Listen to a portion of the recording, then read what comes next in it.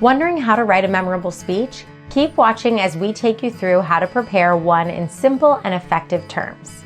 Brainstorm first. All writers, from first grade students to professional ones, start in the same place, brainstorming. Sitting down and jotting down as much as you can about your loved one is a great way to get the writing process started. Don't worry about complete sentences or fully fleshed out thoughts.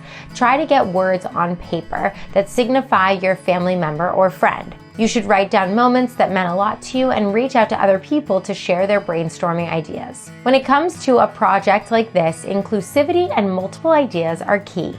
Write the introduction. Once you have several ideas and feelings on paper from your brainstorm, take a stab at your introduction. As the saying goes, a journey of 1,000 miles starts with one step. And an introduction is a lot like this first step in the actual writing. An introduction should acknowledge everyone in attendance, introduce yourself and your relationship to the deceased, and thank everyone for attending. The introduction will also help set the tone for your eulogy. Yet, don't feel locked into the introduction. This is probably an area you'll want to revisit once you've written the majority of your eulogy.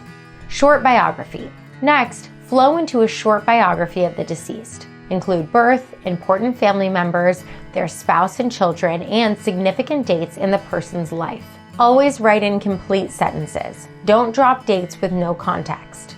Special stories and memories. Refer back to your brainstorming sheet for a good story or memory you'd like to share that exemplifies your loved one. It could include their achievements, talents, passions, or sense of humor. Try to keep the story light and as positive as you can. Comforting note.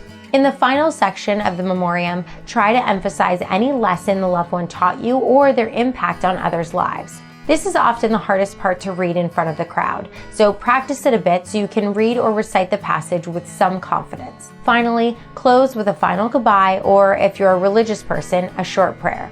Don't forget to thank everyone in attendance for coming to the service. Proofing and feedback. Once you've completed your draft, it's time to put on your editor's hat.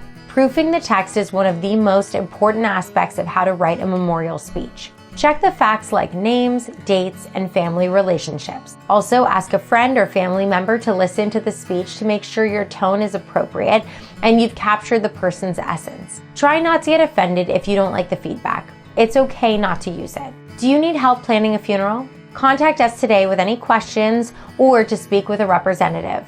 Since 1905, families in the greater Pottstown area have turned to the independent, family-owned Schumacher and Benner Funeral Home and Crematory to meet their funeral needs with professionalism and sensitivity. And if you enjoyed this video, be sure to like, comment, and subscribe.